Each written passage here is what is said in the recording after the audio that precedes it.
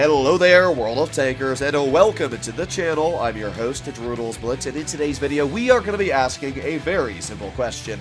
What is the best Tier 10 light tank in World of Tanks Blitz? Currently, there are 4 Tier 10 lights if you don't count the Sheridan missile. We have the Châtillon 25-ton, the Sheridan, the T100LT, and the Vickers Light. All 4 of these vehicles are incredibly different in their playstyles, and it's very hard to gauge these strengths, weaknesses, and disadvantages because of their so distinct playstyles. However, in today's video, we are going to be trying to do our best on that. So, we're going to start off with the Châtillon 25-ton. This Tier 10 light has been buffed numerous times over the years. Its interclip started off by getting shorter. It's now a 8-second interclip instead of 3 seconds. It's not a huge buff, but it is about half a second better on the interclip.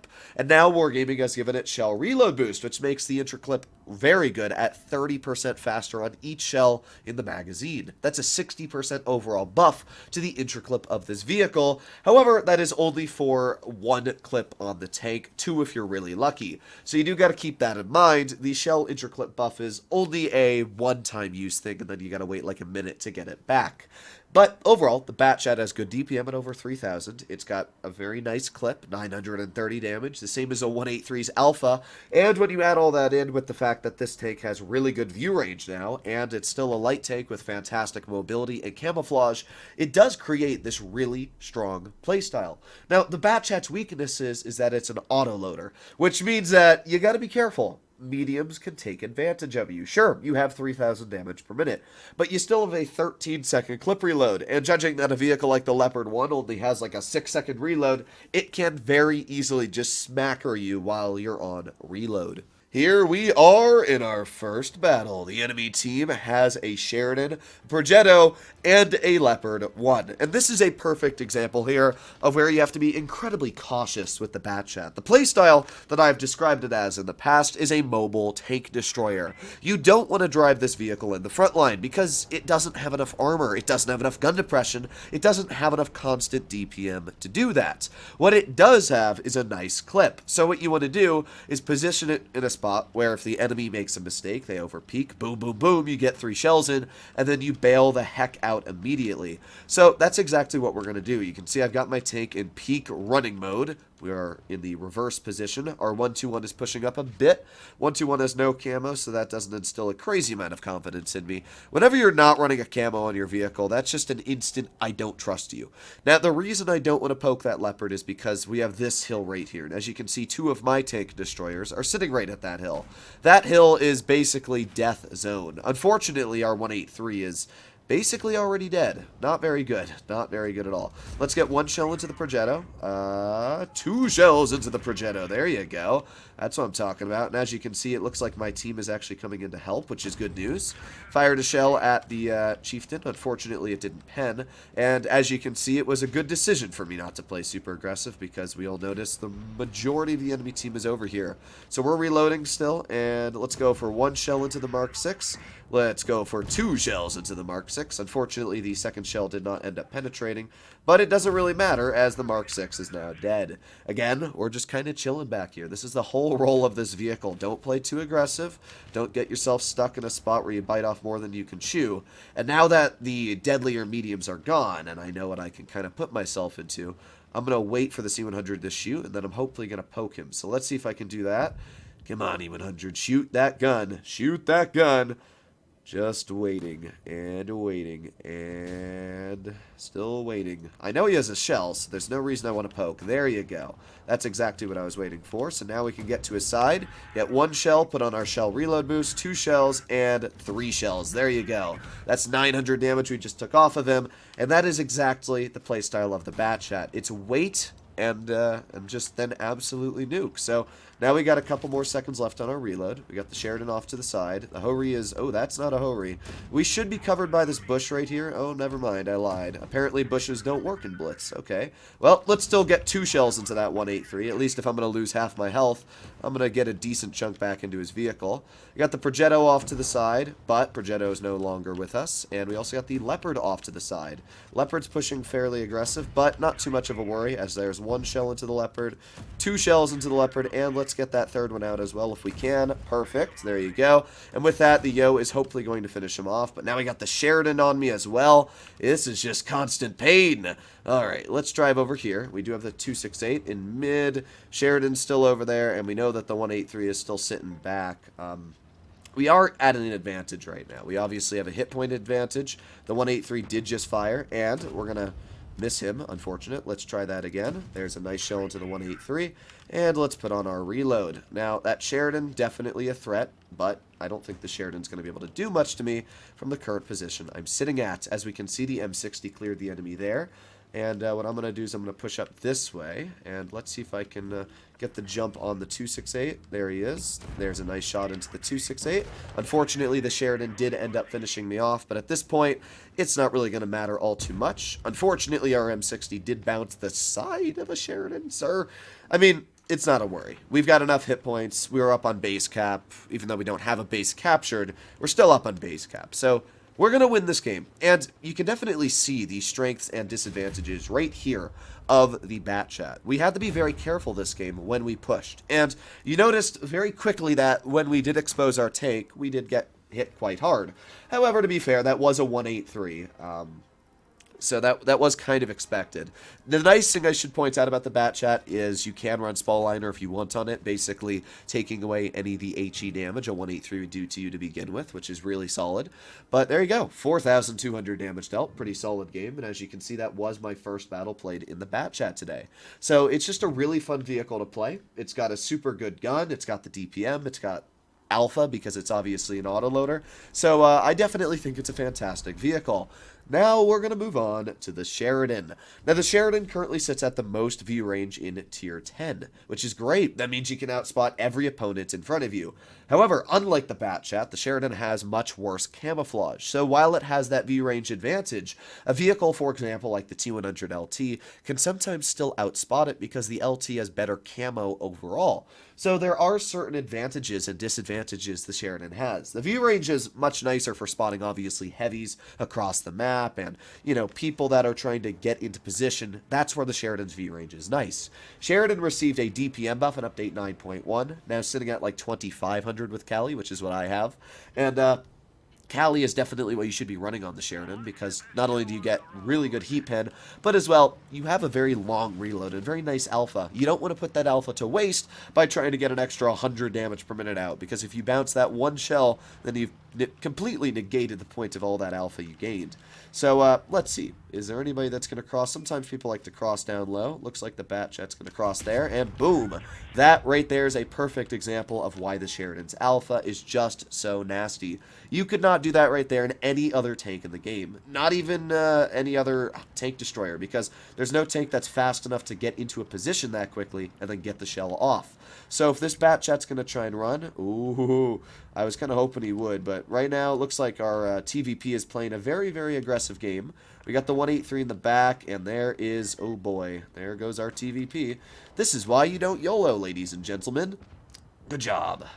Not really sure what else to say. That was just a really, yeah, good job. I'm not really sure, honestly, what else to say about that there. So we got the VK72, who appears to be flanking our teammates. Not really sure what to say about that, and he's going to get absolutely nuked, it appears. So, yeah, he's just going to die. I'm going to go this way. Maybe we'll detect somebody in base C. There you go. We got a Kron spotted in mid, and we also got a 5A over here. Okay, How do we want to do this? Well, the 5A just got shot, and he got shot again, and that means the 5A just lost half his health. Looks like we had a tank destroyer in the back, which is actually pretty nice.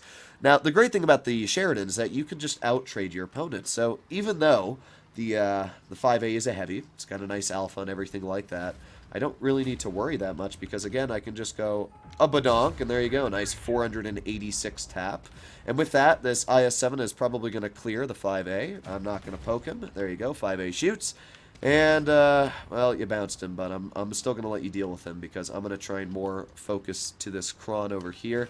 I feel like that might be a bit more beneficial to the team. So let's get behind this Kron and... Oh, okay. Well, that's just called bad luck. We got the grill off to my side. I'm not going to let that grill obviously get a shell into me, so I'm just going to kind of wait here. And let's see, reloading in 3, 2, 1. Let's see if I can just, yeah, we'll just fire a standard shell in. There you go, not a bad trade. We were able to come out on top there, distract the Kron, which meant that our IS-7 could clear him. And now we're going to drive back over this way. 2 more seconds left. We'll have a shell ready. Is the grill waiting here? Yes, he is. Hello, Mr. Grillbo Baggins. Boom, nice shot. Couple low rolls here, but doesn't really matter. This is just a perfect example of how the Sheridan does such a good job. It's because it has that alpha going for it. And, I mean, when you have alpha, you can just go boop, get a 590 tap into the rear of the grill. There you have it. That was a pretty solid game. Once again, you can see that this is our only bad life played in the Sheridan today, and with that, we were able to do a pretty solid... How much did we do? 3,394. Not bad at all. Not bad at all. I really like the Sheridan. There's people out there that don't understand its playstyle. But if you understand how to use the alpha, if you understand how to position the tank, it can be incredibly easy to do well in. And that's exactly what I did right there. I used the playstyle to its advantage, and we did a pretty solid 3,400 damage game. Now we're moving on to the T100LT. This vehicle has DPM. It doesn't have alpha at all. So you go from the most alpha to the least alpha. And this tank has really nice accuracy. That's the real lovely thing about it, is the fact that it's got a super accurate gun. It's got really, really good damage per minute at around 3,100. And it's also got super strong armor, which is weird because it's a light tank. But yeah, this thing's super low down. I mean, look at it even compared to a Bat Chat. So because of that, shells will bounce off your upper plate, shells will hit your turret and ricochet, and then finally, this tank also has a spotting mechanic that allows you to detect opponents for 20 seconds at a time instead of the normal 10. That is a huge ability, and it means that if you hit a shell on just anybody in front of you, let's say like this Hori, boom, now that Hori is spotted for 20 seconds, and whatever he tries to do, he's going to be spotted while doing it. That Hori is still looking off to the side, so we're going to get another shell into his vehicle, and with that, that's 559 hit points we've taken off of his tank. We got the Sheridan off to the side. Unfortunately, my standard B kind of love tapped me in the rear there. We also got the U100, who we're going to get a nice shell into. There you go. Now the U100 spotted for 20 seconds as well. This right here is just a perfect example of where the LT has such a grip over its opponents. Now, as well, the great thing... Oh, no, I don't want to be shot by the Sheridan. There you go. Okay, perfect. Yeah, I was about to say, as well, the LT isn't going to be spotted by that E100 if I poke it, but I also don't want to be shot by that. Right now, we're in the waiting game. This is where we wait for the opponents to make mistakes while I sit and chill. Got the Bat Chat in the back, and I thought he was going to keep going forwards. It looks like he didn't want to. Unfortunate for us, I guess, right? We got the Hori off to the back. There you go. Nice slap into his lower plate once again. This Hori really does not like me. I can tell you that for a fact. Let's just go for an HE at his track wheel. It's still 74 damage, which is, I mean, it's something, right? It is definitely something. We got the 100 off to the side and everybody over there, which means at this point, I know when the Hori's going to poke, because obviously we can see him. And I know where the majority of the enemy team is, so let's keep aiming at this Hori. There you go. Another nice shot. And he's got to back up again. We also got the Waffle over here. Let's go for a shell into the Waffle. He does actually hit me. I'll give him credit. Went right into my turret cheek, but I should expect that. Waffles are some of the dumbest accuracy in the game. There you go. Another shell into the Hori. That guy really is not enjoying his company of me. And with that, let's just see if we can go for another HE. There you go. 83 damage. Tracking him in place again. Hori's basically stuck there at this point. Let's see. Let's see what we want to do. Well, they don't have much left. I mean, at this point, they're getting quite bled out. Unfortunately, our team is also not... Well, you know what? Nah, I'm just going to go for it. Our team is way ahead on hit points here, so let's get a nice clear into the enemy Leopard. And come here, Bat Chat. I want to say hi to you. And boop. There you go. Nice 455 in total because we got that ram off. So, this is the LT. As you saw, a weird battle because obviously we were on... Himmelsdorf, which is not a map that is necessarily amazing for the LT, but we still did 3,165 damage, as you can see once again. Not cherry-picking gameplay. This is the only battle I've played in the tank today. And, yeah, I mean, pretty good overall. Top on the team. So the LT, its gun is great. It's got a super strong gun, as I said. And while its DPM is not as good as it used to be after it was nerfed, it still is an amazing vehicle, and that shouldn't be a reason not to drive it anymore. I definitely would rate this up there as one of the best tier 10s in the game. Finally, we have the Vickers Light. Now, the Vickers Light is more of a medium than a light. That's what I say literally every time I make a video on it, but it's true. I mean, it's got mobility, goes 65 kilometers per hour. It's got alpha, 350. It's more alpha than every other light apart from the Sheridan. And it's got HESH, it's got gun depression, it's got armor. It's just kind of got everything you'd want for a light tank, which is good in certain situations. In fact, it's great in every situation because there's never really a time when you feel outclassed in this vehicle. That's the great thing about this tank. But at the same time, you have to be very careful with it because it doesn't carry the same DPM as mediums. It doesn't carry as good armor as mediums, you know, so it doesn't carry all of those attributes. So it can fall apart very quickly to a medium at the same time of being not very good to a medium, you know? So, interesting playstyle. Now, weirdly enough, we got two heavies at base D, which is not what I love. We got the Foch over there. I'm just waiting, because right now, it's a lot smarter to wait, not push up, and maybe get up to, like, this little spot here. I do notice that the enemy team is pushing fairly aggressive, and there you go. There's the 183. Can't hesh him, and that's just unfortunate. That's all I can really say for that. 183 still off to the side. Can't get a shell in just yet. We also got the IS-4 over here. Weird.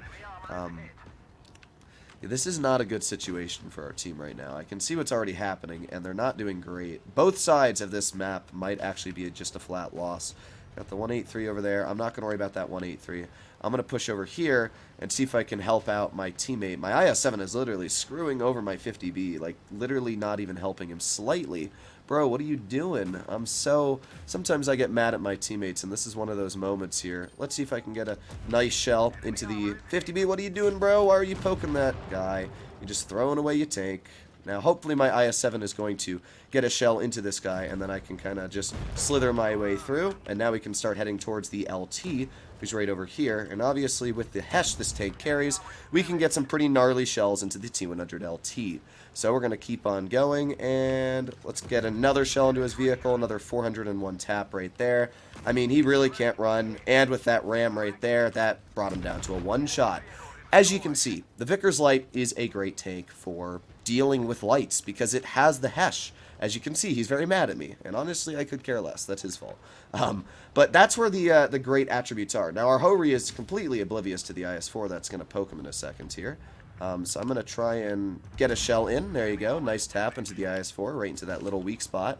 And trying to think of what the best situation would be right here. Let's see. Well, we got the IS-4 still sitting there. Hori is going to poke him and die because he's dumb. Well, maybe he didn't poke him. I'm actually surprised he didn't. Let's see. You know, that's fine, because at least our Hori can poke him now. Hopefully the Hori will finish him off. Come on. Nice. All right, perfect. And then over here we got the Bat Chat, who's going to get heshed and finished off by the IS-7.